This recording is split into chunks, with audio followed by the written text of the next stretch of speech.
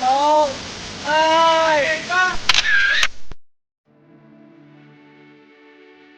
Ở đây là con đường phía dưới mọi người nha, trên kia nó có một đường đi thẳng lên cái đèo trên kia, cho nên những cái tôm cao ở trên kia nó dọc vào phía bên đây.